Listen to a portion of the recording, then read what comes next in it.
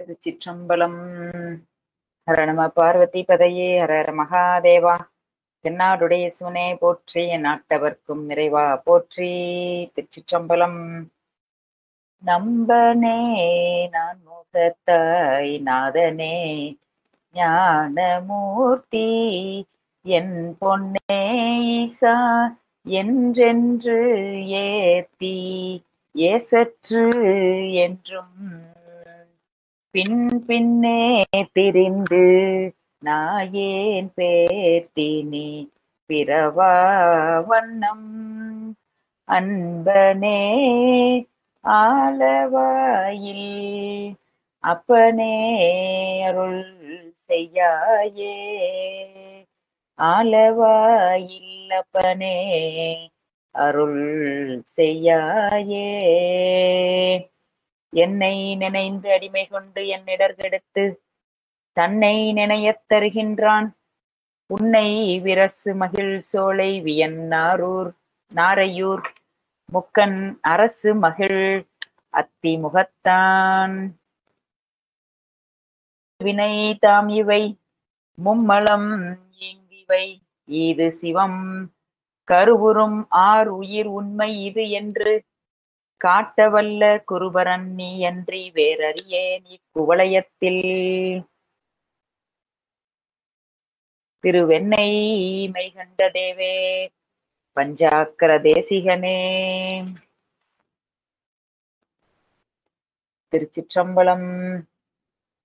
முனி அருளியமை வரத்தினால் அவதரித்து ஞானத்துறை செய் நமச்சிவாய குரு அருட்கடலும்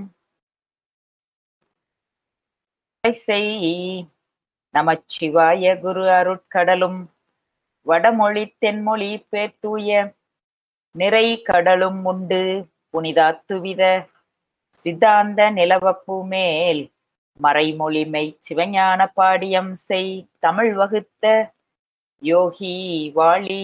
தமிழ் வகுத்த யோகி வாழி.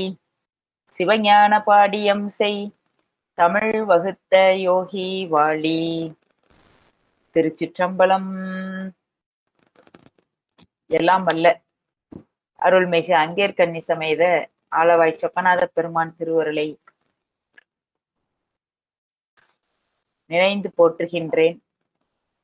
திருக்கைலாய பரம்பரை திருவாவடுதுறை ஆதீன குருமகா சன்னிதானம் அவர்களுடைய பொன்னாரடி கமலங்களை முக்கரணங்களால் வணங்கி மகிழ்கின்றேன். ஞானாசிரிய பெருந்தகைகளை எல்லோரையும் வணங்கி மாதவ சிவஞான சுவாமிகள் அருளி செய்த சிந்தனையிலே இந்த எழில் ஞான பூசையினை தொடர்ந்து செய்து வருகின்ற புனிதர் பேரவை சார்ந்த அன்பர்கள் அத்தனை பேருக்கும் அடியனுடைய பணிவான வணக்கத்தை தெரிவித்து மகிழ்கின்றேன். இந்த சிந்தனையில் செவிமடுத்து வருகின்ற சிவனைய செல்வர்களையும் வணங்கி மகிழ்கின்றேன். சிவஞான சுவாமிகள் அருளி செய்த சோமேசர் முதுமொழி வெண்பா என்கின்ற நூலிலே நாம் 82வது பாடலிலிருந்து இன்றைய பதிவிலே நாம் சிந்திக்க இருக்கின்றோம். 82 என்கின்ற அதிகாரத்தின் அதை தொடர்ந்து வருவது இந்த நட்பு, தீ நட்பு என்பது. தீ நட்பாவது பொறுக்கப்படாத குற்றம் உடைமையின் விடற்பாலதாய நட்பு. நட்பு ஆராய்தற்கண் சுருங்கச் சொல்லிய துணையான் அடங்காமையின் அதனை இருவகைப்படுத்து முதற்கண் தீ குணத்தாரோடு உளதாய நட்பு. குணத்தின் தீமை ஒற்றுமை பற்றி உடையார் மேற்றாய் அது பின் அவரோடு செய்த நட்பின் மேற்றாயிற்று என்பதை இங்க விளக்கி காட்டுகின்றார். அதாவது இந்த வெண்பா ஆங்கு காரியம் தடுத்த ஆங்கனை சொற்கேட்டு இறந்தான் தூங்கா தசரதன் தான் சோமேசா. வீங்கிதனால் ஒல்லும் கருமம் உடற்றுபவர் கேண்மை சொல்லாடார் சோரவிடல் என்பது குறள். இதற்கு விளக்கம் பார்க்கின்ற பொழுது, சோர்வில்லாத தசரத சக்கரவர்த்தி செய்யத்தக்க அந்த காரியத்தை செய்ய முடியாதபடிக்கு தடை செய்த கைகேயின் வார்த்தையை கேட்டு அதனால் இறந்து போனான். வரலாற்றினால் நாம் தெரிந்து கொள்வது என்ன அப்படின்னா, தம்மால் முடியும் காரியத்தை, நம்மால ஒரு காரியத்தை செய்ய முடியும் என்று சொன்னால் அதனை முடியாதபடிக்கு செய்பவருடைய நட்பினை அவர் அறியுமாறு சொல்லாமல் விட்டுவிடுக என்கின்றார். அதாவது ஒரு நல்ல காரியம், ஒரு நல்ல செயல், அதை நம்மால் செய்ய முடியும். அப்படி அந்த நம்பிக்கை இழந்து அந்த காரியத்தை செய்ய முடியாதபடிக்கு கூடவே இருந்து யாரேனும் அதனை தடுக்க முற்பட்டால், அதாவது நண்பர்களாக இருப்பது போல இருப்பார்கள். ஆனால் நம்ம ஒரு நல்ல காரியம் செய்கின்ற பொழுது நம்மளால முடியும், அது முடியாதபடிக்கு, அந்த காரியத்தை செய்ய முடியாதபடிக்கு ஒரு செயல்களை செய்து அது முடியாதபடிக்கு ஆக்கி விடுவார்கள். அப்படிப்பட்டவர்களுடைய நட்பினை அவர்கள் அறியுமாறு சொல்லாமல் விட்டு விடுக. அவர் அறியுமாறு சொல்லாமல் விட்டு விடுக. அந்த இப்படிப்பட்ட செயல் என்று சொல்லாமலே அவர்கள் அதை உணர்ந்து கொள்ளும்படியாக அவர்களை விட்டு விலகிவிட வேண்டும் என்று இந்த குறளிலே நமக்கு சொல்லப்படுகின்றது. அடுத்ததாக 83வது நட்பு, 3வது தலைப்பு, கூடா நட்பு. தாய் தீண்ட தூசுடுத்து சாரென்னும் சொல் தீது என்றான் தூய துரியோதனனுக்கு சோமேசா ஆயதனால் நட்டார்போல் நல்லவை சொல்லினும் ஒட்டார் சொல் ஒல்லை உணரப்படும். அது கூடா நட்பு என்பது பகைமையான் அகத்தால் கூடாதிருந்தே தமக்கு வாய்க்குமிடம் பெருந்துணையும் புறத்தால் வடி ஒழுகுவார் நட்பு என்று இங்கே சொல்லப்படுகின்றது. அதாவது கூடா நட்பு,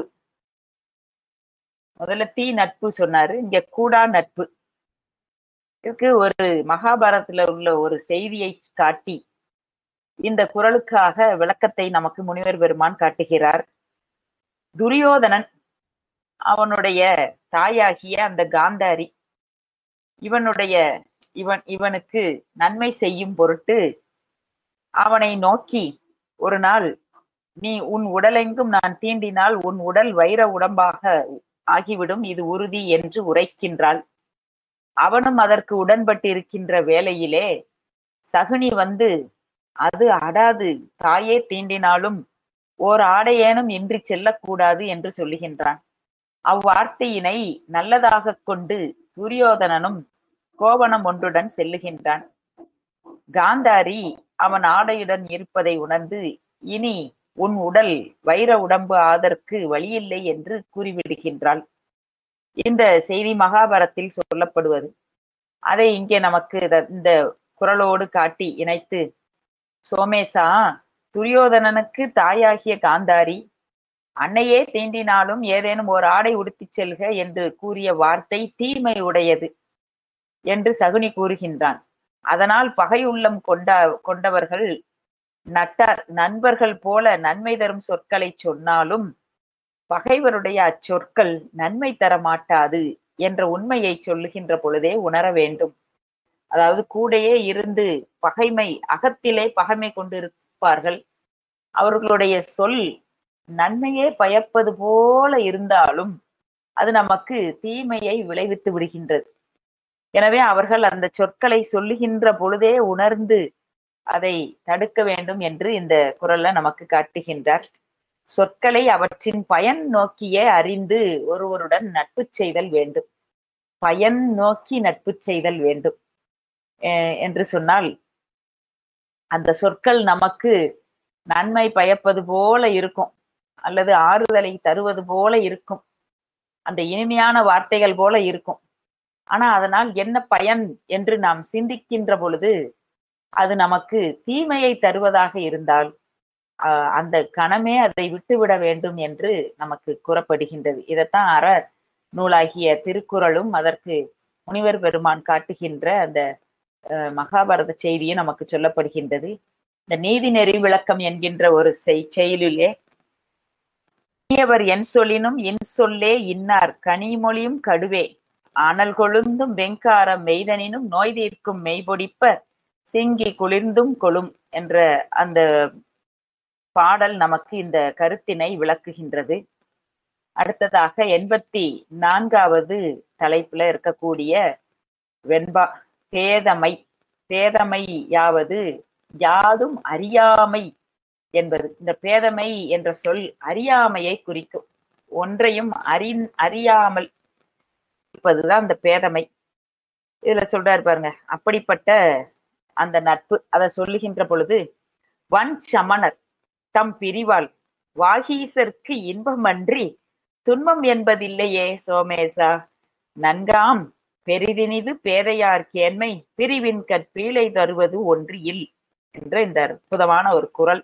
இதுக்கு அப்பர் சுவாமியினுடைய அந்த அவருடைய வரலாற்றில் இருக்கக்கூடிய ஒரு செய்தியை நமக்கு முனிவர் பெருமான் காட்டுகின்றார். அதாவது பேதமை, அறியாமையில் இருப்பவர்களுடைய நட்பு, அப்படி அவர்களோடு நட்பு கொண்டு இருக்கின்ற பொழுது அதை விட்டு நாம பிரிந்து சென்றாலும் அந்த பிரிவினால் நமக்கு வருவது துன்பம் இல்லை, இன்பமே அன்றி துன்பம் இல்லை. ஏனென்று சொன்னால் அந்த பேதமையில் இருப்பவர்களுடைய நட்பு நமக்கு பிரிந்திருப்பதுதான் நல்லது. ஆக அதை இங்க நமக்கு சொல்லுகின்றார். அதை இங்க வாகீச பெருமான் நம்முடைய அப்பர் சுவாமி கொடிய சமணர்களோடு பல்லாண்டு காலம் இருக்கின்றார். அவர்கள் பேதமை அறியாமையில் இருக்கக்கூடியவர்கள். எனவே அவர்களை விட்டு பிரிந்து தம்முடைய தமக்கையாரினுடைய தவத்தினாலும் எம்பெருமானுடைய திருவருளினாலும் அந்த சமணர் கூட்டத்திலிருந்து பிரிந்து சைவ சமயத்தை சார்ந்து அந்த தவத்தினை மேற்கொள்கின்றார். அப்படி அவர்கள் சமணரது பிரிவினால் அப்பர் சுவாமிக்கு வந்தது இன்பமே அன்றி ஒரு காலமும் அது துன்பம் இல்லை. எனவே அந்த அறியாமையில் இருக்கக்கூடியவர்கள், அப்போ இந்த கூட இருக்கக்கூடியவர்கள் பிரிவினால் நமக்கு துன்பம் வராமல் இன்பம் வருது அப்படின்னு சொன்னா அந்த பேதமையில் இருப்பவர்கள் என்று நாம நினைத்து கொள்ள வேண்டும். எனவே பேதமையில் இருக்கக்கூடியவர்களை விட்டு பிரிதல் என்பது ஒரு காலமும் துன்பத்தை நமக்கு தராது. அந்த பிரிவினால் ஒரு காலமும் நமக்கு துன்பம் வராது, அது எப்போதும் இன்பமே என்று இந்த வெண்பாவிலே நமக்கு அப்பர் சுவாமியை காட்டுகின்றார். அடுத்ததாக 85வது வெண்பா புல்லறிவாண்மை. இந்த புல்லறிவாண்மை என்பது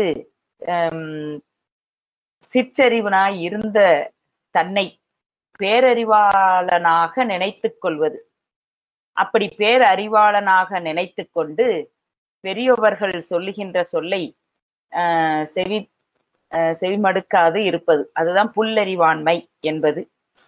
இல்லான் மறுப்பவும் சென்று ஏகி சலந்தரன்தான், இல்லால் மறுப்பவும் சென்று ஏகி சலந்தரன்தான் தொல் வழி போய் மாண்டனனே சோமேசா, வல்லமையால் ஏவவும் செய்கில்லான் தான் தான் தேரான் அவ்வுயிர் போமளவும் ஓர் நோய். அதாவது இந்த திருக்குறள் சொல்லுகின்ற கருத்து ஒரு அற்புதமான கருத்து. என்ன அப்படின்னா, அந்த பேதமையில் இருக்கக்கூடியவர்கள் புல்லறிவாளர்கள்னா சிற்றறிவு உடையவர்கள் அப்படின்னு சொல்லப்படுது. அந்த சிற்றறிவு உடையவர்கள் என்னன்னா, தாமும் ஒரு நல்ல காரியத்தை செய்ய மாட்டார்கள், தாமும் ஒரு நல்ல செயலை செய்ய மாட்டார்கள், அந்த பெரியவர்கள் சொல்லுவதையும் அவர்கள் கேட்க மாட்டார்கள். அதைத்தான் இங்க சொல்றார், சபைக்கு உரியவர் அல்லாதவர் புல்லறிவாளர்கள். இந்த புல்லறிவாளர்கள் என்று சொன்னால் அது சபைக்கு உரியவர்கள் அல்ல. சான்றோர்கள் இருக்கக்கூடிய சபையில அவர்களுக்கு அங்க அதற்கு இருக்கக்கூடிய உரியவர்கள் அல்ல. சபையின் இயல்பை அறியாமை புல்லறிவாண்மை என்று இங்க சொல்லப்படுகின்றது. புன்மை அறிவு அப்படின்னா புல்லறிவு, புன்மை அப்படின்னா சிறுமைன்னு பொருள். அத சிற்றறிவு. புல்லறிவாண்மைனா அந்த அறியாதிருத்தல்.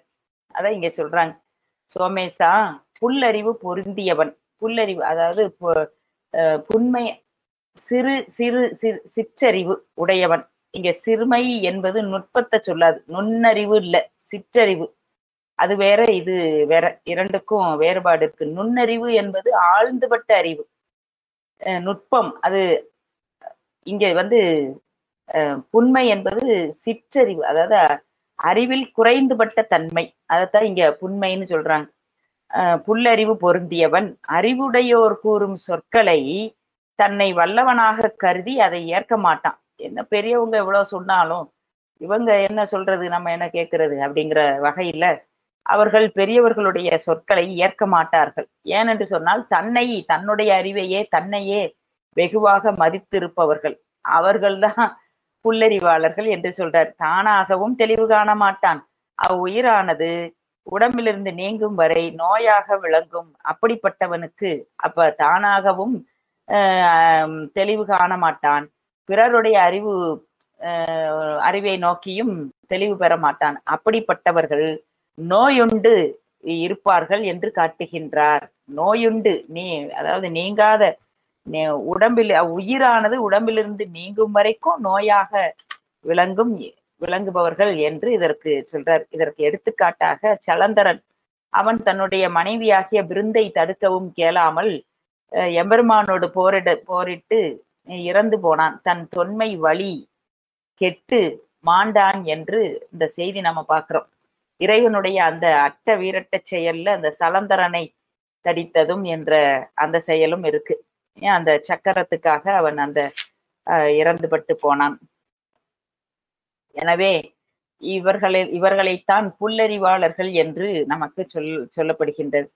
புல்லறிவாளர்கள் அவர்களுடைய இப்போ இந்த இடத்துல நம்ம சூரபத்மனையும் நினைத்து பார்க்கலாம். வந்திருப்பது முருகப்பெருமான் என்று அறிந்தும் அவனுடைய தானே வலிமை உடையவன் என்று கருதி போரிட்டு இறந்து படுகின்றான் என்று பார்க்கின்றோம். எனவே அந்த புல்லறிவாளர்கள் தாமே வலிமை உடையவன் வல்லவனாக கருதி, தன்னை வல்லவனாக கருதி பெரியவர்கள் கூறுகின்ற அறவுரையை ஏற்க மாட்டார்கள்.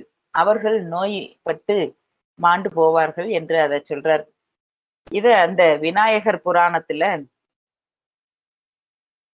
ஒரு பாடல்ல சொல்லப்படுகின்றது. தன்னை எப்பொருளும் அறிந்தவனாக தான் மிக மதிக்கும் புல்லறிவின் வன்மையை உடையான் உறுதி சொற்கேளான் வல்லதல் ஆதும் கொண்டு உரைத்து வல்லது அல்லாதும் கொண்டு உரைத்து உண்மையை தெரிப்பான் நவை புரிந்து உலகோர் போன் அடிப்பான் தன்னை உணர்த்தும் நன்மதியினரை அறிவிலராக நாட்டுவன் இவனையும் நன்னேல் என்று அந்த விநாயகர் புராணத்துல சொல்லப்பட்ட அந்த பாடல் இந்த புல்லறிவாண்மைக்கு ஒரு எடுத்துக்காட்டாக இருக்கின்றது.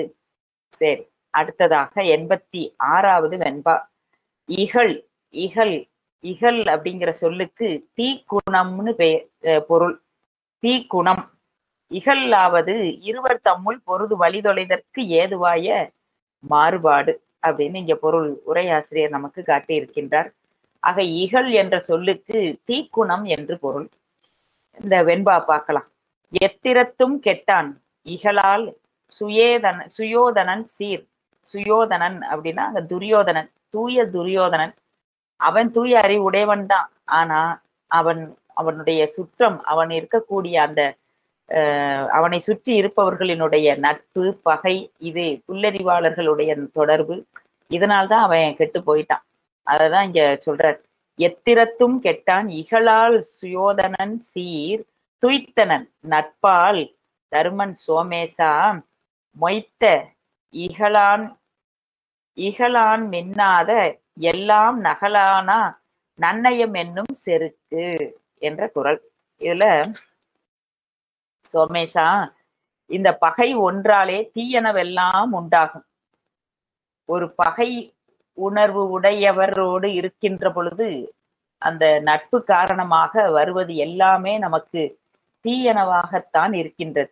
நட்பு ஒன்றினாலே நல்ல நீதி என்னும் பெரும் செல்வம் உண்டாகும். அந்த நல்ல நட்பு இருந்தாதான் அது பெரும் செல்வத்தை கொடுக்கும். அந்த நட்பு இருந்தாலே அதுவே ஒரு செல்வம். நல்ல நட்பு என்பதே ஒரு செல்வம். அந்த தீ நட்பு என்பது எப்பேற்பட்ட செல்வத்தையும் வறியவனாக்கி விடும். அப்படி அது பகையாக்கி வறியவனாக்கி நோயையும் கொண்டு வந்து கொடுத்து விடும். இதற்கு எடுத்துக்காட்டாக இங்க துரியோதனன் நிறைந்த பகைமை உணர்ச்சியினாலே எல்லா விதத்திலும் அழிவடைந்து போனான். தருமன் எல்லா விதத்திலும் நட்பினால் மேன்மை அடைந்தான் என்று இத நமக்கு சொல்றாங்க. ஆக தர்மன் எல்லா விதத்திலும் தம்முடைய அந்த பகை இல்லாத குணத்தினால் நட்பு மிக்கு இருப்பதனால், நட்பு என்பது என்ன அப்படின்னா அது ஒரு பண்பு. நட்பு என்பது ஒரு பண்பு, அன்பின் மிகுதி. அததான் அங்க நட்புன்னு நம்ம இங்க துரியோதனன் நிறைந்த பகைமை உணர்ச்சி, அவனுக்கு எப்போதும் பகைமை உணர்ச்சி. என்னன்னு சொன்னால் அந்த அவனை சார்ந்து இருப்பவர்களும் பகைமை உடையவர்கள். அந்த பகைமை இவனுக்கும் இருக்கு. அதனால அவன் எல்லா காரியத்திலும் எல்லா செயலிலும் தோல்விப்பட்டு அழிவடைந்தான். தருமன் எல்லா விதத்திலும் நட்பினால் மேன்மை அடைகின்றான். இந்த இரண்டையும் சொல்லி இந்த திருக்குறளுக்கு விளக்கத்தை நமக்கு முனிவர் பெருமான் நமக்கு காட்டி அருள் இருக்கின்றார். இதை நமக்கு விநாயகர் புராணத்துல இகலை மதித்து இன்னாமை பிழை இயற்றினார்க்கும் புரியாயேல் பகைமை உறவாம் பெரும் செல்வம் பழிக்கும் கெடாத புகழ் உண்டாம் இகழின் மிகுந்தின் நாங்கியாற்றின் இனியது அமரும் ஏதிலாராய் பகைமை வளரும் வழி தொலையும் வாழ்க்கும் பாழா வாழ்க்கையுமே என்று அதற்கு நமக்கு விளக்குகிறார். அதாவது பகை மாட்சிமை என்பது அடுத்ததாக 87. அதாவது இகல் என்பது தீக்குணம். இந்த தீக்குணம் இருந்தால் அது செல்வத்தையும் அழித்துவிடும், தானும் அழிந்து விடுவான். அந்த நட்பு குணம் இருந்தால் அது பெருஞ்செல்வமும் அது நீதியுமாக செல்வமுமாக மேன்மையும் அடையக்கூடிய தன்மையை கொண்டு வந்து கொடுக்கும். அப்படிங்கிற அந்த இரண்டு கருத்தையும் வேறுபட்ட இரண்டையும் ஒரு பாடல்ல நமக்கு இந்த வெண்பாவை வைத்து காட்டுகின்றார்கள். சரி, அடுத்து 87வது பகை மாட்சி. பகை மாட்சி என்பது அறிவின்மை முதலிய குற்றங்களை உடைமையால் பகையை மாட்சிப்படுத்துதல். அரசர்க்கு எவ்வாற்றானும் பகையின்மை கூடாமையின் மேல் பொது வகையான் விளக்கப்பட்ட இகலை மேல, அதாவது இப்ப இதுக்கு முன்னாடி சொல்லப்பட்ட தீக்குணம் அது பொது வகையால சொல்லப்பட்டது. பொது வகையாக தீக்குணம் இருப்பவர்கள் இப்படி இருப்பாங்க, அது இல்லாதவர்கள் இப்படி இருப்பாங்க அப்படின்னு அது பொதுவா சொல்லிட்டு அந்த பகை இங்க இகலை இந்த ஈண்டு சிறப்பு வகையால் காட்டுகின்றார். பகை மாட்சி என்கின்ற தலைப்புல இகழ் என்கின்ற தீக்குணத்தினுடைய கருத்தினை இங்க சிறப்பு வகையால காட்டுகிறார். அதான் இங்க பகை மாட்சியாவது பகை கொள்ளும் கால் தனக்கு நன்மை பயக்குமாறு கொள்ளுதல் என்றார் மணக்குடவர். அது எப்படி சிறப்பு வகையால எப்படி சொல்றாரு பார்க்கலாம். ஏனையார்வால் வெற்றி கொண்டார் இன்னோடு எதிர்த்திறந்தான் தூ நரும்பு வாழியான் சோமேசா மானம் வழியார்க்கு மாறேற்றலாம் புகவோம்பா மெலியார் மேன் மேக பகை. மெலியார்க்கு மாறு ஏற்றல் ஓம்புக, மெலியார் மேல் பகை ஓம்பா மேக என்று இந்த திருக்குறளுக்குரிய விளக்கத்தை இந்த இவருடைய முனிவர் பெருமான் எப்படி காட்டுகின்றார் என்று சொன்னால், சோமேசா தன்னிலும் வலிமை மிக்கோரிடத்து பகை கொண்டு எதிர்த்தலை கைவிடுக. தன்னை விட வலிமை மிக்கவர்கள் என்று நினைந்தாலும் அவர்களுடைய அந்த போரை விட்டுவிட வேண்டும் என்று சொல்றார். இப்போ அந்த நம்முடைய சூரபத்மன், அதான் நம்ம பார்க்கின்றோம் கந்த புராணத்துல, சூரபத்மன் வந்திருப்பவர் பெருமான் என்று அவருடைய தந்தை அறிவுறுத்துகின்றார். அவருக்கே தெரியும் அவருடைய வலிமை பற்றி. ஆனாலும் அவரோடு போரிடுவதை நின்று செய்கின்றான்.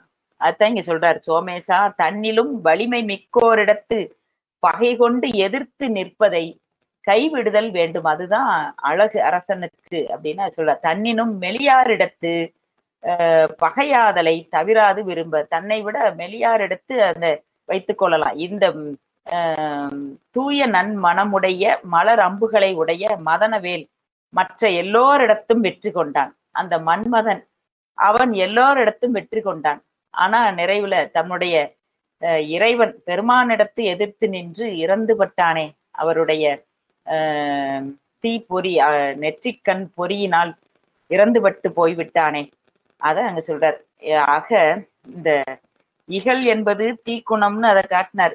இங்க அத ஒருபடி மேல் சிறப்பாக காட்டும் விதமாக இந்த பகை மாட்சிமை என்பது அறிவின்மை முதலிய குற்றங்களை உடைய பகையை மாட்சிப்படுத்துதல்.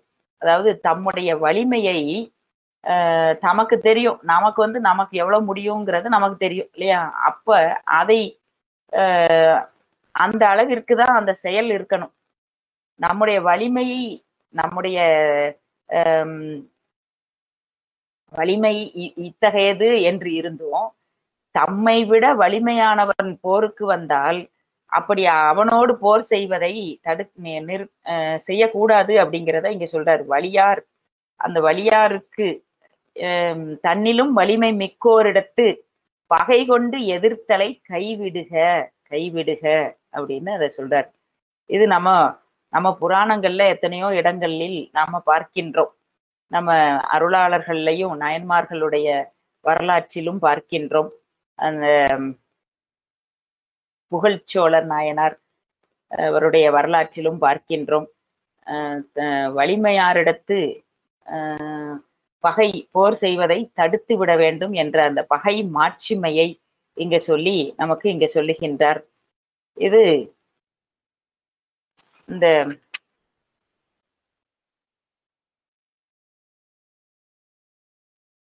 வெண்பாவில் இந்த கருத்து நமக்கு சொல்லப்படுகின்றது. 88 பகைத்திறம் தெரிதல்.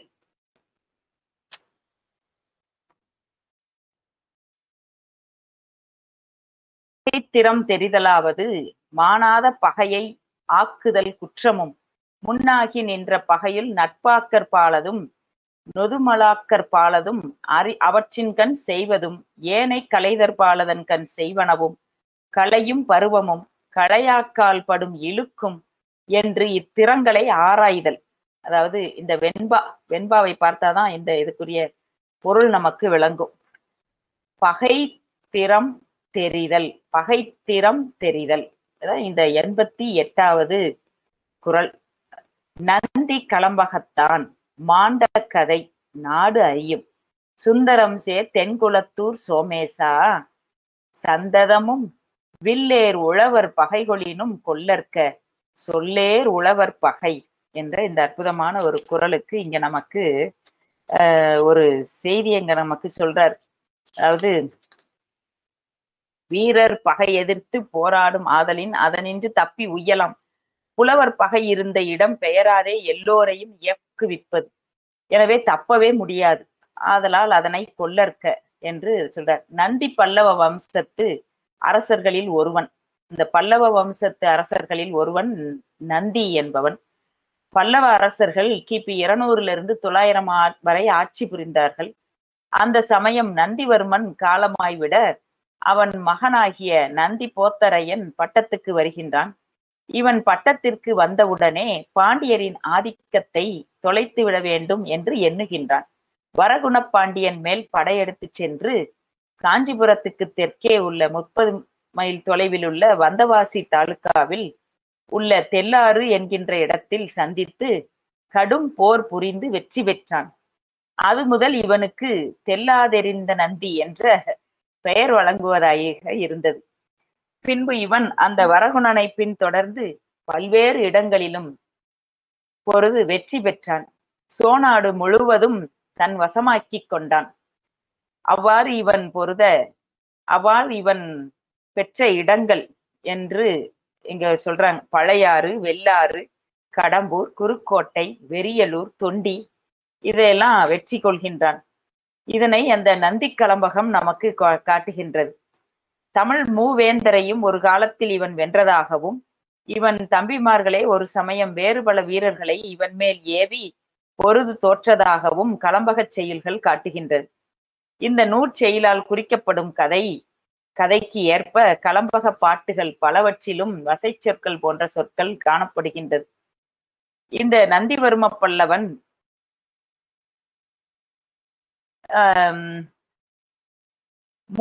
மூவேந்தருள்ளே பாண்டியன் செழிந்தோங்கி இருந்தான்.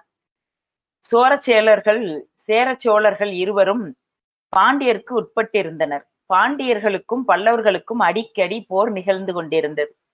இந்த போர்களில் சில சமயம் பாண்டியர்களுடன் சேர சோழர்களும் சேர்ந்து கொள்வார்கள். பாண்டியருள்ளே சிவபக்தியிலும் வீரத்திலும் சிறந்து விளங்கியவன் வரகுண பாண்டியன்.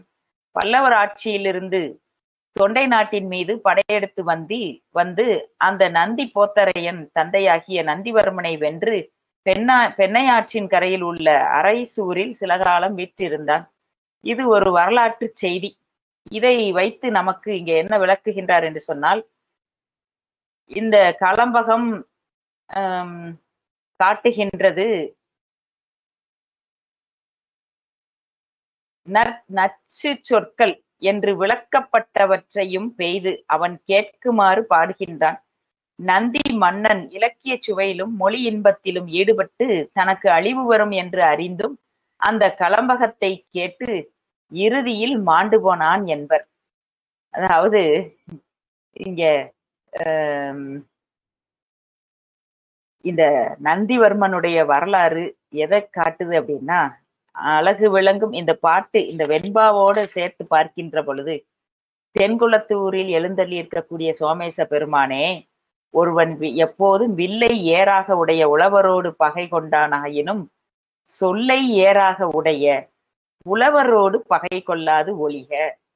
அதாவது நந்தி என்று சொல்லக்கூடிய இந்த இவன் தன் மீது பாடப்பட்ட வசை நூலாகிய கலம்பகத்தினால் மாண்ட வரலாற்றை உலகம் அறியும். அப்படின்னா, இவன் எவ்வளவோ போர் செய்து வெற்றி பெற்றாலும் இவனை புகழ்வது போல ஒரு கலம்பகம் அப்படிங்கிறது ஒரு சிற்றி இலக்கியம். அது நிறைய இருக்கு. நந்தி கலம்பகம் நிறைய தலங்களுக்கே இருக்கு. புள்ளிருக்கு வேலூர் கலம்பகம். கலம்பகம்ங்கிறது ஒரு இலக்கிய வகை. அந்த இலக்கிய வகை இது ஒரு புலவர் நந்தி மன்னனை நேரில் எதிர்த்து போரிட்டு வெல்வது அரிது என்று கருதிய அவனது பகைவர்களுள் ஒருவன் வஞ்சனையால் வெல்ல நினைக்கின்றான். எனவே அவனை புகழ்வது போல ஒரு கலம்பகம் இயற்றி தமிழ் இலக்கிய மரபில் விளக்கப்பட்ட முறையிலே பாக்களை அமைத்து, அதாவது வாழ்த்து பாடல் இன்னின்ன பாக்களில் பாடலாகாது என்பது விதி. ஆனா அந்த விதியிலிருந்து மாறி விளக்கப்பட்ட சொற்களை வைத்து கலம்பகத்தை நச்சு சொற்கள் என விளக்கப்பட்டவற்றையும் பெய்து அவன் கேட்குமாறு பாடுகின்றான். அந்த நந்திவன் மன்னன் இலக்கிய சுவையிலும் அந்த மொழி இன்பத்திலும் ஈடுபட்டு தனக்கு அழிவு வரும் என்று அறிந்தும் அந்த கலம்பகத்தை கேட்டு இறுதியில் மாண்டு போனான் என்று செய்தி. அதை இதுல சொல்றார். ஆக இந்த பகைத்திறம் தெரிதல் அப்படிங்கிறதுல ஒரு மன்னரோடு போரிட்டு வெல்வது அரிது என்று உணர்ந்து சூழ்ச்சியால் வெல்வது அதான் நம்ம அதிசூரன் பார்க்கிறோம் இல்லையா? அந்த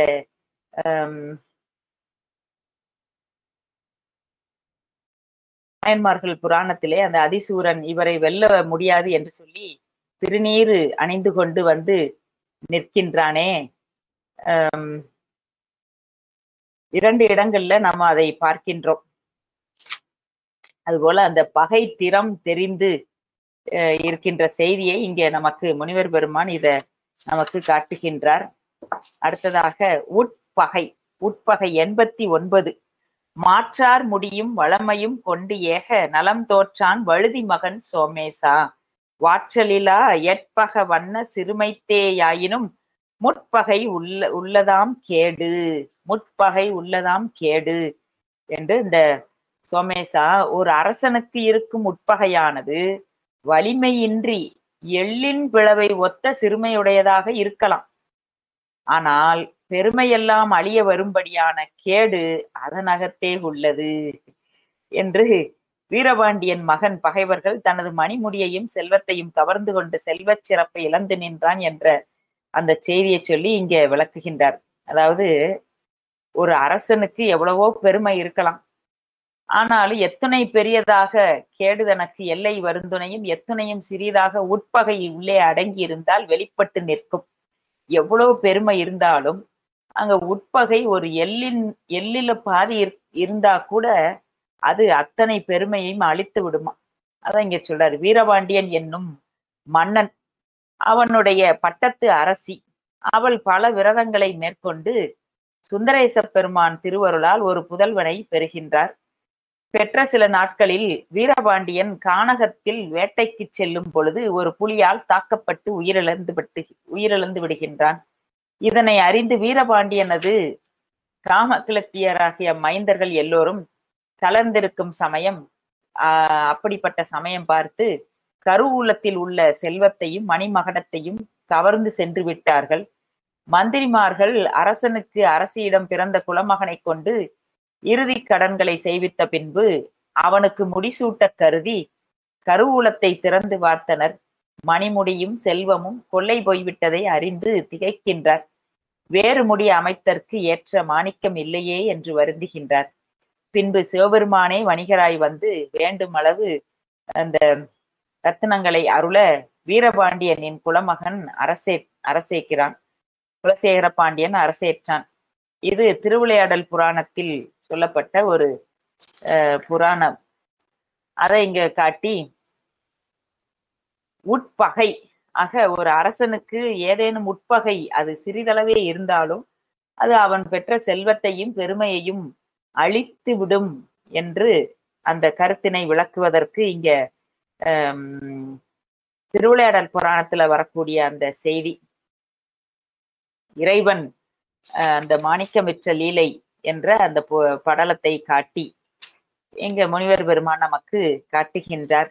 அதத்தான் உட்பகை மாற்றார் முடியும் வளமையும் கொண்டு ஏக நலம் தோற்றான் வழுதி மகன் சோமேசா வாற்றலிலா எட்பகவன்னும் சிறுமைத்தே ஆயினும் முட்பகை உள்ளதாம் கேடு. அது பகை என்று, உட்பகை என்பது சிறிதாக இருந்தாலும் அது முட்பகைங்கிறார். உட்பகை உள்ள இருக்கக்கூடிய பகை முள் பகை, அது என்றேனும் அது தீமைதான் நமக்கு. அதை நமக்கு இங்க காட்டுகின்றார். இது கந்த புராணத்தில் அசமுகி படலத்திலையும் சொல்லப்படுகின்றது. எள்ளுற்ற நுண்துளின் துணையாகும் சிறுமைத்தே எனினும் யார்க்கும் உள்ளுற்ற பகையுண்டேல் கேடு உளது என்று உரைப்பார் துண்மையாமால் தள்ளுற்று மேவல் புரிந்து உழல் குலிசை தடக்கை அண்ணல் கல்லுற்று மறைந்திருந்தே எனது கரம் துணிப்பித்தான் காண்மின் என்று அந்த அசமுகி புலம்பலாக சொல்லப்படுகின்ற இந்த பாடல். இதற்கு எடுத்துக்காட்டாக நமக்கு உரையாசிரியர்கள் காட்டியிருக்கின்றார்கள். அடுத்ததாக 90வது வெண்பா, பெரியாரை பிழையாமை கொன்படைகன் ஈராக கோசிகனார் சாபத்தால் துன்பமுற்றார் நால்வேந்தர் சோமேசா விண்புதவும் ஏந்திய கொள்கையார் சீரினிடை முறிந்து வேந்தனும் வேந்துகெடும். பெரியாரை பிழையாமை என்பது பெரியவர்களை அவமதித்து ஒழுகாமை. இந்த சொல் இது பெரியார் என்பது ஆற்றலால் பெரியாராய வேந்தர் மேலும் தவத்தால் பெரியாராய முனிவர் மேலும் நின்றது. தவத்தை உடைய முனிவர்களும் பெரியோர் என்று போற்றப்படுகின்ற வேந்தன் மன்னன் ஆக இவர்களை பிழையாமை என்பது அந்த அவர்களை அவமதித்து ஒழுகாமை, அவமதித்தல் கூடாது என்ற கருத்துல இந்த வெண்பா நமக்கு சொல்லப்படுகின்றது. இதுல கௌசல்ய தேசத்து அரசனான கௌசிகன் என்பவனுக்கு 4 புத்திரிகள் இருந்தார்கள். அவர்களுக்கு பருவம் வந்த அளவில் கௌசிகன் சுயமரம் அறிவிக்கின்றான். அப்படி சுயமரம் வந்த மன்னர்களுள் 4 வேந்தர்கள் இளவரசிகளால் தேர்ந்தெடுக்கப்பட்டு மணிவிழா நடைபெற்றது. அந்த 4 அரசர்களும் சில நாள் அங்கு தங்கி பின்பு மாமனாரிடம் விடைபெற்று தேரேறி படையை சூழ்ந்து வர தத்தம் அவரவர்களுடைய நகர் நோக்கி புறப்படுகின்றார்கள். அப்பொழுது கோசிய முனிவர் எதிர்பட்டு அவர்களை அழைத்தார். அவர்கள் கவனிக்காமல் செல்லவே கோசிய முனிவர் சீறி நோக்கினார். அந்த நோக்கில் அவர் சீறி கோபம் கொண்டு பார்த்த அளவிலே சேனைகள் யாவும் வெந்து சாம்பலாகிவிட்டது. இது அந்த உபதேச காண்டத்தில் உள்ள செய்தி. இதை இங்கே சொல்றார் நமக்கு. சோமேசா, எல்லா உயிர்களுக்கும் நன்மையை செய்கின்ற சிறந்த விரதங்களை உடைய பெரியோர்கள், அவர்கள் வெகுண்டால் இந்திரனும் தன் பதவி இழந்து கெடுவான். இதற்கு எடுத்துக்காட்டாக அந்த கோசிவ முனிவரது சாபத்தால் 4 அரசர்கள் பெருமேனே உடைய தனது சேனைகள் சாம்பலாகி அடைய துன்பம் அடைந்தனர் என்ற செய்தி அங்கே நமக்கு சொல்றார். அந்த திருவிளையாடல் புராணத்துல முதல் புராணமே இந்திரன் சாபம் தீர்த்த படலம் என்றுதான் வருது. ஆக இந்திரனும் தன் பதவியை இழந்து கெடுவான். இந்திரன் தேவர்களுக்கெல்லாம் தலைவன். அப்பேற்பட்டவனாக இருந்தாலும் எதிரே வரக்கூடிய அந்த சிறந்த தவங்களை உடைய முனிவர்கள், அவர்கள் வெகுளும்படியாக, வெகுண்டு கோபம் கொள்ளும்படியாக நாம அது நடந்து கொள்ளக்கூடாது என்பதை இங்க சொல்றார். ஆக பெரியோரிடத்து பிழையாமை என்பது, பெரியோர்கள் என்று இங்க வேந்தனையும் மன்னரையும் தவமுடைய நற்குணமுடைய வேந்துகளும் நற்தவமுடைய முனிவர்களும் இந்த பெரியவர்களை பிழையாதிருத்தல் வேண்டும், அவமதியாது ஒழுக வேண்டும் என்ற இந்த திருக்குறளோடு நமக்கு இந்த செய்தியை நமக்கு முனிவர் பெருமான் காட்டுகின்றார். பெண் வழிச்சேரல், இது 91. கற்பின்மை இல்லாள்வாள் கண்டு மயலுற்று அழிந்தான் புண்டரீகக்கண் சோமேசா பொற்பெண்ணி ஆழ்ந்த இயல்பின்மை எஞ்ஞான்றும் நல்லாரானும் தரும். நல்லாருள் நானு எஞ்ஞான்றும் தரும். நல்லாருள் நானும் தரும். நாணம் நாணுதல் அத தரும் அப்படின்னு இதுல சொல்றார். புண்டரீகாட்சன் என்கின்ற அந்தணன், இதுல ஒரு செய்தியை சொல்லி உபதேச காண்டத்தில் உள்ள செய்தியை இந்த வெண்பாவிற்கு நமக்கு எடுத்துக்காட்டாக காட்டுகிறார். புண்டரீகாட்சன் என்கின்ற அந்தணனுக்கு சித்திர ரேகை என்ற மனைவி இருந்தால், இவள் சிறந்த வடிவழகு உடையவள். புண்டரீகாட்சன் இடைவிடாது திருமாலை வழிபடும் சீலமுடையவன். ஆயினும் தனது இளமை காரணமாக, தன் மனைவியின் பேரழகு காரணமாகவும் போகத்தையே விரும்பி பல நாட்கள் கழித்து விடுகின்றான். அவன் மனைவி அழகு வாய்ந்தவளாய் இருப்பினும் நடத்தை பிறழ்ந்து வாழ்ந்து வந்தாள். அவள் மீது வைத்த மோகத்தால் அவள் கற்பின்மையினை உணராமல் புண்டரீகாட்சன் இருந்து வந்தான். ஒரு நாள் துர்வாச முனிவர் அவன் இல்லம் வருகின்றார். அப்பொழுது அவர் உணவு அருந்திவிட்டு தனித்திருந்த பொழுது அவரிடம் தகாத முறையில் அந்த சித்திர ரேகை நடக்க, முனிவரும் தவ வலிமையினால் அவளது பண்டை குற்றங்களையும் உணர்ந்து அவளையும் அவளிடம் தகாத முறையில் தொடர்பு கொண்டிருந்தோரையும் சபிக்கின்றார்.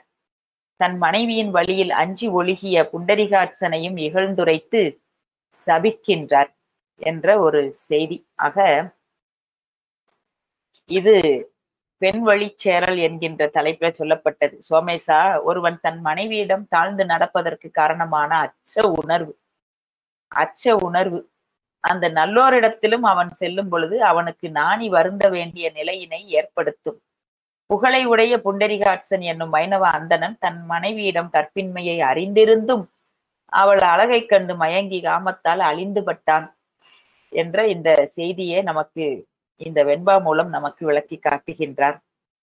எனவே அந்த இருக்கக்கூடிய அந்த தீக்குணம், அந்த போகத்தால் மயக்கத்தால் இருக்கக்கூடிய, அதான் மயக்குகின்றது, மயக்கத்தால் இருக்கக்கூடிய குணம் அந்த பெரியோரிடத்து சென்று பழகுவதையே நமக்கு தடுத்து விடுகின்றது. மாறாக அழிவை உண்டாக்குகின்றது. அதான் நமக்கு இங்க காட்டுகின்றார். இந்த துர்வாசக முனிவர் அவர் எப்பேற்பட்டவர்? அப்ப அவரு வந்தும் இந்த மயக்கத்தால் இவன் அழிந்துபட்டான் என்ற அந்த செய்தி நாம இதுல பார்க்கின்றோம். அடுத்து 92. வரைவின் மகளிர் வேண்டும் உருப்பசியை பார்த்தன் வெறுத்தனனே தூண்டு மறைப்பரியாய் சோமேசா யாண்டும் பொது நலத்தார் புன்னலம் தோயார் மதிநலத்தின் மாண்ட அறிவினவர். வரைவின் மகளிராவது தம் நலம் விலை கொடுப்பார் யாவர்க்கும் விற்பதல்லது, அதற்கு ஆவார் ஆகாதார் என்னும் வரைவு இல்லாத மகளிரது இயல்பு. இத சொல்றது அந்த வரைவின் மகளிர் என்பதுல அர்ஜுனன் ஒரு சமயம் இந்திரனது கற்பக நாட்டிற்கு செல்கின்ற பொழுது அவன் மீது ஊர்வசி மையல் கொள்ளுகின்றாள். அன்று இரவு அவன் இருந்த மாளிகைக்கு ஊர்வசி வரவும், அர்ஜுனன் நீ எனக்கு தாய் போன்றவள் என்று கூறி அவள் அடிகளில் விழுந்தான். அப்பொழுது ஊர்வசி கோபம் கொண்டு, உன் மீது ஆசை வைத்து வந்த என்னை அவமதித்து விட்டாயே என்று கூறி அவனை பேடியாகும்படி சாபமிடுகின்றாள். இந்த செய்தியை இங்க நமக்கு சொல்லி, செலுத்துகின்ற வேதமாகிய குதிரையை உடையவனே சோமேசா, பெருமானே, குதிரையை பரியில் வருகின்ற பெருமானே, எக்காலத்திலும் இயற்கையாகிய மதிநலத்தால் மாட்சிமைப்பட்ட கல்வி அறிவு உடையோர் பொது மகளிரது புண்மையான நலத்தினை தீண்ட மாட்டார்கள். எக்காலத்தும் மாட்சிமை உடைய பெரியவர்கள் இந்த புண்மையான பொது மகளிரது அந்த வேதமையில், அறியாமையில் அல்லது அந்த அவர்களுடைய தீக்குணத்தில் நலத்தினை தீண்ட மாட்டார்கள். இதற்கு எடுத்துக்காட்டாக அர்ஜுனன் அந்த ஊர்வசியை வெறுத்தான் என்ற செய்தியை இங்க நமக்கு காட்டுகின்றார். கள் உண்ணாண்மை. அடுத்ததாக 93 கள்ளுண்ணாமை. தக்கன்பால் ஞான ததீசியும் உபதேசம் எல்லாம் தொக்கதனால் ஆனதென்ன சோமேசா, மிக்கு கழித்தானை காரணம் காட்டுதல் கீழ்நீர் குளித்தானை தீ துரியற்று என்ற அந்த குறளுக்கு கல்லுண்மையாவது ஒழுக்கமும் உணர்வும் அளித்தற்கண் அவ்வரைவின் மகளிரோடு ஒப்பதாய கல்லினை உண்ணாமையாவது என்று சிறப்பு எதிர்மறை முகத்தால் கூறுகின்றார். அங்க முதல்ல இகழுக்கு பொதுவும் சிறப்புமாக காட்டியவர் இங்க இந்த வரைவின் மகளிருக்கு பொதுவாகவும் சிறப்பாகவும் 2 குறளை வைக்கிறார். சோமேசா, மிகவும் கள் உண்டவன் ஒருவனை இச்செயல் கூடாது என்று தகுந்த காரணம் காட்டி மற்றொருவன் தெளிவித்தல் என்பது நீருள் மூழ்கிவிட்ட ஒருவனை மற்றொருவன் விளக்கு கொண்டு தேடுதல் போன்று. அற்புதமா இங்க சொல்றாரு பாருங்க. ஒரு தண்ணிக்குள்ள போயிட்டான், அவனை போய் ஒரு விளக்க கொண்டுட்டு போய் இல்லையா தேடுனா எப்படி முடியும், அது போல என்றார். ஆக கல்லுண்டவன் ஒருவனை போய் இது கூடாது என்று அறிவுரை புகட்டினா எப்படி அது அவனுக்கு விளங்கும்? அதைத்தான் சொல்றார். ஞானத்தை உடைய ததீசி முனிவரது அறிவுரைகள் எல்லாம் தக்கனிடம் ஒன்று கூடி நின்றதால் எந்த பயனும் விளையவில்லை. ததீசி அவருக்கு தக்கன் தன்னை சிவபெருமானுக்கு மாமன் என மதித்து அவரை விளக்கி யாகம் செய்கையில் ததீசி முனிவர் சிவபரத்துவத்தை எல்லாம் உபதேசம் செய்கின்றார். அவனுக்கு இனிதாக உபதேசம் செய்கின்றார். ஆனால் அந்த முனிவருடைய அந்த உபதேசம் தக்கனுடைய செவியில ஒன்று கூட விழுகல. ஆனால் அந்த உபதேசத்தை கேட்காமல் தான் எம்பெருமானை மதியாது அந்த யாகத்தை நடத்தினான். முடிவில் நானே பெரியவன் என்று தலையை ஆட்டி ஆட்டி அந்த யாகத்தை நடத்தினான். எனவே அந்த ஆட்டினுடைய தலையை பெருமான் அவருக்கு மாற்றி அமைத்தார் என்றெல்லாம் பார்க்கின்றோம். இது அந்த கல்லுண்ணாமைக்கு இந்த செய்தியை சொல்லி எப்படி அழகா நம்ம முனிவர் பெருமான் காட்டுகின்றார். கல்லுண்பான் ஞான ததீசி உபதேசமெல்லாம் தக்கன்பால் ஞான ததீசி செய்த உபதேசமெல்லாம் தொக்கதனால் ஆனது என்னே சோமேசா, மிக்கு கழித்தானை காரணம் காட்டுதல் கீழ்நீர் குளித்தானை தீ துரியற்று. அந்த தண்ணிக்குள்ள இருப்பவனை ஒரு சிறு விளக்கு கொண்டு நாம தேடுதல் போல ஆகும்.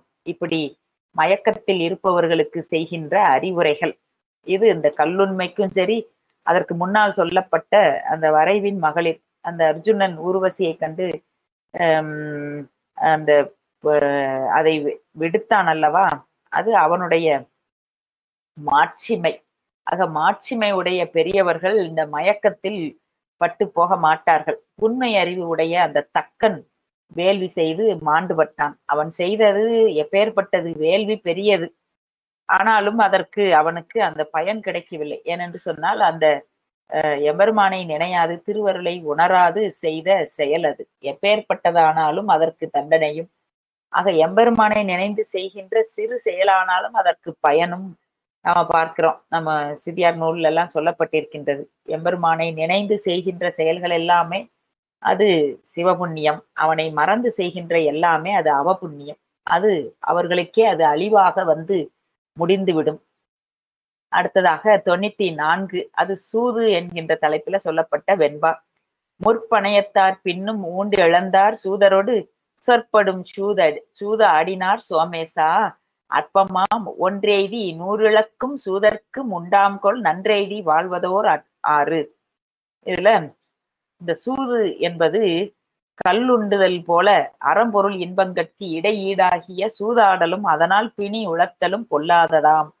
இந்த சூதும் இந்த கல் உண்பதை போல மயக்கத்தை கொடுப்பதுதான் அப்படின்னு அதை சொல்றாரு. இதுவும் அது பொல்லாதது. இது அறம் இழக்கக்கூடிய செயல். இந்த சூது, மது, இந்த கல்லுண்ணுதல் இது எல்லாமே அறத்தை இழக்கக்கூடிய செயலாக நமக்கு இங்க சொல்லப்படுகின்ற. அதுதான் இந்த நைடதம் என்கின்ற இதுல அதுக்கு எடுத்துக்காட்ட இங்க சொல்றாங்க. கல்லுண்ண விரும்புதல் கலகம் சேர்தன்மால் உள்ளுற பிறர்மனை நயத்தல் எல்லாருக்கும் எல்லுறு ஞாட்பின் இரியல் செய்திடல் பள்ளி போய் அறநெறி வழுக்கும் என்பவே. ஆக இதை எல்லாமே அறநெறியில் இருப்பவர்களை வழுக்கச் செய்வது, வழுக்குகின்றது. இதெல்லாம் வழுக்கக்கூடிய செயல்கள். வழுக்குதுன்னா வழுக்குதல், விழக்கூடிய செயல். அதனால மாட்சிமை உடையவர்களே இதிலிருந்து தப்பிப்பர் சொல்றார். சோமேசா சூது ஆடல் வல்லரோடு நூல்களால் கண்டித்து கூறப்படும் சூதாட்டத்தை ஆடினவர்கள் தாம் முதலில் வைத்த பந்தய பொருளை வென்று அதனால் ஆர்வம் கொண்டு மேன்மேலும் விளையாடி இறுதியில் கைப்பொருள் எல்லாவற்றையும் இழப்பார்கள். எனவே இந்த தூண்டில் பொன்போல் ஒரு பொருளை பெற்ற ஊக்கத்தால் மேலும் சூதாடி 100 பொருள்களை இழந்து வறியராகும் சூதாடிகளுக்கு பொருளால் இன்பமும் அறமும் உண்டாகுமோ? ஆகவே ஆகாது. எனவே அதை சொல்லி இங்க நமக்கு சூது என்கின்ற தலைப்பிலே இதுவும் கல்லுண்டல் மது கொள்ளுதல் என்பது போல மயக்கத்தை தந்து பின்பு அழிவினையும் தரக்கூடிய செயல் என்று சொல்றார். இதெல்லாம் இதுல இருந்தவர்கள் வாழ்ந்ததா நம்ம வரலாறே இல்லை. எல்லாம் அழிவுபட்டு போனவர்களை தான் பார்க்கின்றோம் இல்லையா? சூதாடி அழிவுபட்டவர்கள் இதெல்லாம் பார்க்கின்றோம். கல்லு உண்டு, இந்த பெரியோரை பிழையாமை, இதெல்லாம் இருக்கக்கூடிய இந்த செய்திகள் எல்லாமே அறம் இல்லாததை காட்டுகின்றது. அறவழி இருக்கிறதுல இருந்து வழுக்குதலை காட்டுகின்றது. இதற்குதான் ஒவ்வொன்றுக்கும் ஒவ்வொரு எடுத்துக்காட்டாக காட்டி நமக்கு முனிவர் பெருமான் விளக்குகின்றார். அடுத்ததாக 95 மருந்து. மருந்து நாம இதுவரைக்கும் சூது, மது, மாது எதெல்லாம் பார்த்தோம். இப்போ இந்த மருந்து. மருந்து என்பது நல்ல திலகவதியார் மொழியை நம்பி வெண்ணோய் சொல்லரசர் தீர்ந்துய்ந்தார் சோமேசா புள்ளியதன் நோய் நாடி நோய் முதல் நாடி அது தணிக்கும் வாய் நாடி வாய்ப்பச் செயல். இந்த வாய் என்பது கழுவாய். மருந்தாவது மருந்து அப்படின்னா பழவினையானும் காரணங்களானும் மக்கட்கு வாதம் முதலிய பிணிகள் வரும். அவற்றால் பழவினையால் வருவன அதன் அழிவின் கண் அல்லது தீராமையின் அவை ஒழித்து ஏனை காரணங்களால் வருவனவற்றை தீர்க்கும் மருந்தின் திறம் கூறுகின்றார். இங்க நோய் என்பது நம் உடம்பு கொண்டு வருவதால் வருவது, அது உடல் நோய். இந்த நோய்க்கு மருந்து இருக்கு. ஆனா பிறவிதோறும் இது பிறவி என்பது நோய் என்று பார்த்தா பிறவி பிறந்துபட்டு இறந்துபட்டு இப்படியே இந்த வருகின்றதே, இதற்கு என்ன மருந்து இருக்கின்றது? ஏன் அதாவது இங்க சோமேசா திருநாவுக்கரசு நாயனார் நன்மையுடைய திலகவதியாரின் வார்த்தையை நம்பி கொடிய சூளை நோய் நீங்கி உய்ந்தார். அதனால் இடையில் சேர்ந்த தனது நோயை அதன் அறிகுறிகளால் இன்னதென துணிந்து பின்பு அது வருவதற்கான காரணங்களை தெளிந்து பின் அது தீர்த்தல் வேண்டி ஏற்ற வழிகளை அறிந்து அவற்றை செய்யுங்கால் தவறாமல் செய்க என்று அதை சொல்றார். ஆக அப்பர் பெருமானுடைய வரலாற்றில் பார்க்கின்ற பொழுது சமணர்களோடு இருந்து அந்த சூழ்ச்சி, அவர்களுடைய சூழ்ச்சி அங்கு இருந்த காரணத்தினால் எம்பெருமான் அங்கிருந்து இவரை சூளை கொடுத்து ஆட்கொண்டார். அப்படி சூளை வந்ததும் அந்த நோய் நீங்குவதற்கான மருந்தினை அவருடைய தமக்கையார் உபதேசம், முதல்ல தீட்சை, அந்த திருநீறு அளித்து எம்பிரான் அம்மையார் 5 எழுத்தினை ஓதி திருநீர் கொடுத்தாராம். ஆக அது ஸ்பரிச தீக்கை, வாசக தீக்கை எல்லாம் அவருக்கு தீக்கையாகி அது மருந்தும் மந்திரமும் ஆகி அவரை காத்தது. அந்த மருந்தும் மந்திரமுமாகி காத்ததனை அவர் உள்ளார உணர்ந்தனர். எனவே அதற்கு பிறகு வரக்கூடிய அந்த வஞ்சனையால் பால்சோறு ஆக்கி கொடுத்த அந்த சமணர்களினுடைய செயல்களாலும் அந்த நோய் திரும்ப அவருக்கு அதை தீர்த்து கொள்வதற்கான மருந்தை அறிந்து விட்டார். ஏன்னா அந்த 11ஆம் திருமுறையில சொல்றார், இந்த 5 எழுத்து மந்திரம் என்பது வாயில் வைக்கும் அளவில் மருந்துங்கிறார். அந்த வாயில் நாவில் வைக்கின்ற அளவில் மருந்து வைக்க அந்த 5 எழுத்து மந்திரத்தை சொல்லுவதும் அதாவது விதி என்னும் 5 எழுத்தே என்று 9வது நூற்பாவுல சொல்றாங்க.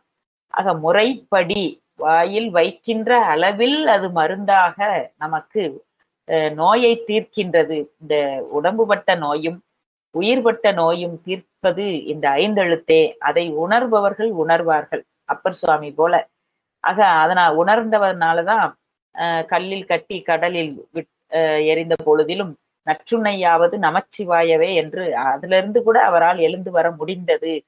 அதான் கற்பனை களஞ்சியம் துரைமங்கலம் சிவபிரகாசர் கேட்பார் அப்பர் சுவாமி, சுவாமி உம்மை அங்க கல்லில் இருந்து கட்டி போட்ட பொழுது நீங்கள் வந்தது உங்களுக்கு அது அரிதான செயலாக இருந்ததா, அல்லது அந்த சமணர்களுடைய கடலில் இருக்கின்றது பிறவி என்கின்ற பெருங்கடலில் இருந்து எப்படி வெளிவந்தது, எது அரிதாக இருந்தது என்று சொன்னா அப்பர் சுவாமி அவர்கள் அந்த சமணர்களுடைய போக்கு, அந்த கருத்து அவர்களோடு இருக்கின்றது மிக கொடுமையானது. இங்கேயாவது நமக்கு நற்றுணையாவது நமச்சிவாயவே என்கின்ற மந்திரம் தமக்கையார் கொடுத்த மருந்து இருந்தது. எனவே அந்த அந்த கல்லும் அவரை கல்லும் தெப்பமாக மிதந்து வந்தார். எனவே அதுதான் அரிதுன்னு கடும் கொடுமையானதுன்னு சொல்லுவது போல ஒரு நகைச்சுவையா அதை அமைத்திருப்பார். எனவே மருந்து கிடைக்கின்ற வரைக்கும் தான் அது நமக்கு கடினம். அந்த மருந்தினை பயன்படுத்துகின்ற வகையில் ஏற்ற வழிகளை அறிந்து அவற்றை செய்யுங்கால் தவறாமல் செய்க என்று இந்த செய்தியை நமக்கு சொல்லி இந்த மருந்து என்கின்ற தலைப்பிலே சொல்லப்பட்ட அந்த வெண்பா நல்ல திலகவதியார் மொழியை நம்பி, திலகவதியார்னு சொல்லல, நல்ல திலகவதியார்ங்கிறார். ஆக திலகவதி அம்மையார் அதான் பெரிய புராணத்துல சேக்கிலார் சுவாமி காட்டுவார், தூண்டு தவ விளக்கணையார்பார். தூண்டு தவ விளக்கு அவர் அப்பர் சுவாமிக்கு, தூண்டு தவ விளக்கு, தவ விளக்கு திலகவதி. இங்க நல்ல திலகவதியார்ங்கிறார். நல்ல திலகவதியார் ஏன் சொன்னா அம்மா தாய் தந்தை இல்லாத எனக்கு தாயை காட்டினாய் என்று அப்பர் சுவாமி ஒரு இடத்துல சொல்றார். இந்த தாயை காட்டினாருங்கிறத தன்னுடைய தமக்கையை தாயாக உணர்ந்த தருணம் அது. ஆக அதனாலதான் இங்க நல்ல திலகவதியார் சொல்றார். நல்ல திலகவதியார் மொழியை நம்பி வெண்ணோய், அந்த வெப்பு நோய் சொல்லரசர் தீர்ந்து உய்ந்தார். திருநாவுக்கரசு பெருமான் தீர்ந்து உய்ந்தார். சோமேசா புள்ளியதன் நோய் நாடி நோய் முதல் நாடி அது தணிக்கும் வாய்நாடி வாய்ப்பச் செயல் என்று அதை சொல்லப்படுகின்றது. எனவே இடையில் வந்து பொருந்திய நோயை, தனது நோயை அதன் அறிகுறிகளால் இன்னது என்று துணிந்து பின் அது வருவதற்கு காரணத்தை தெளிந்து அது தணிக்கும் பின்பு அது தீர்க்கும் உபாயத்தினை அறிந்து அதனை செய்யும் வழி பிழையாமல் இருக்க, அது மீண்டும் வந்து படிக்காதபடி பிழையாமல் இருக்க, அதுதான் முக்கியம். அதாவது நோய் என்னதுன்னு தெரியும், அது எப்படி வந்ததுன்னு தெரியும், அதற்குரிய மருந்தும் தெரியும், எல்லாம் தெரிஞ்சோம், அது மீண்டும் வாராமல் இருக்கணுமே. அதையும் நாம மருந்து சாப்பிட்டாலும் சரி, அதற்குரிய எது ஏற்றுக்கொள்ளணுமோ ஏற்றுக்கொண்டு எதை விடணுமோ அதை விடணும் இல்லையா? அப்போதான் அது மீண்டும் வாராமல் இருக்கும். அதைத்தான் இங்க சொல்றாரு, மீண்டும் வாராதிருக்க அறிந்திருந்த உபாயத்தனை அறிந்து செய்க என்று அதை நமக்கு சொல்லுகிறார். ஆக மீண்டும் வாராமல் இருப்பதற்காகத்தான் அப்பர் சுவாமி அந்த மீண்டும் துளி கூட அவர் அந்த சைவ நெறியில் வந்த பிறகு அவர் மாறவில்லை. அதனாலதான் அந்த இதுகாரும் சமண சமயத்துல இருக்கக்கூடிய இருந்த அந்த உடம்பு நீங்கி இப்ப தூய்மை பெற வேண்டும் தான் அவருடைய பாடல்கள் முழுக்க இந்த உருக்கமா இருக்கும். என்னன்னா, அந்த பெருமானே பொன்னார் திருவடிக்கு ஒன்று உண்டு விண்ணப்பம், அந்த என்னுடைய இதுல சூலமும் குறியும் இடவமும் வைத்து என்னை தூய்மைப்படுத்துவீராக என்றெல்லாம் கேட்கிறார் சுவாமிகிட்ட இல்லையா? அதனால கோவாய் முடுகி அடுவிரல் கூற்றம் குமைப்பதன் முன் உவார் அடிச்சுவடி என்மேல் பொறித்து வை என்றெல்லாம் கேட்கிறார். ஆக இந்த மருந்து என்கின்ற தலைப்புல 95வது பாடலோடு நாம் நிறைவு செய்து இன்னும் ஒரு 5 இன்னும் இருக்கு. ஒரு 30, 33 இருக்கு. ஆக இந்த அஹ், ஏனைய வெண்பாக்களை அடுத்த பதிவிலே நாம் சிந்திக்கலாம் என்று சொல்லி என்னோடு நாம் 95 மருந்தோட நிறைவு செய்கின்றோம். திருச்சிற்றம்பலம். எம்பிரான் மாதவ சிவஞான சுவாமி திருவடிகள் போற்றி போற்றி. வான்முகில் வளாது பெய்க மலிவளம் சுரக்க, மன்னன் கோன்முறை அரசு செய்க, குறைவில்லாத உயிர்கள் வாழ்க, நான் மறை அறங்கள் ஓங்க, நற்றவம் வேள்வி மல்க, மேன்மைகொள் சைவ நீதி விளங்குக உலகமெல்லாம், மேன்மைகொள் சைவ நீதி விளங்குக உலகமெல்லாம். திருச்சிற்றம்பலம், திருச்சிற்றம்பலம், திருச்சிற்றம்பலம்.